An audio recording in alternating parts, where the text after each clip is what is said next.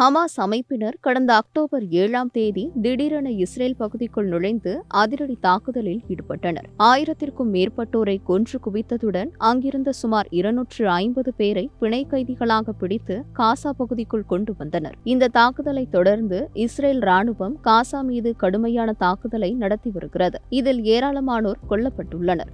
இந்த இக்கட்டான சூழலில் இஸ்ரேல் பகுதிக்குள் ஹமாஸ் அமைப்பினர் மீண்டும் நுழைந்து தாக்குதலை நடத்தலாம் என கருத்துகள் எழுந்துள்ளன. இதனால் மக்கள் தங்களை தற்காத்துக் கொள்ள ஆயுதங்களுடன் வெளியேறி வருவதாக இஸ்ரேலிய ஊடகங்களில் செய்திகள் வெளிப்படுவதை பரவலாக பார்க்க முடிகிறது. இவ்வேளையில் இஸ்ரேலில் உள்ள பெண்கள் பலர் தங்களை தற்காத்துக் கொள்வதற்காக ஆயுதங்களை கையில் வைத்துக் கொள்ள தொடங்கியிருக்கிறார்கள். வேலை செய்யும் இடங்களுக்கும் ஆயுதங்களை எடுத்து செல்கிறார்கள். மேலும் இஸ்ரேல் செய்தி தொலைக்காட்சியில் பணிபுரியும் தொகுப்பாளினி லிட்டில் ஷேமேஷ் கடந்த செவ்வாய்க்கிழமை நேரலை ஒளிபரப்பில் தோன்றிய போது இடுப்பில் உள்ள மைக்ரோபோனுக்கான டாக்பேக் பக்கத்தில் துப்பாக்கியை மாட்டி வைத்திருக்கிறார். இந்த புகைப்படம் வைரலாகி பரபரப்பை ஏற்படுத்தி வருகிறது. இந்த புகைப்படம் அங்கு நிலவக்கூடிய போர் தீவிரத்தின் தாக்கத்தை பிரதிபலிப்பதாக உள்ளது.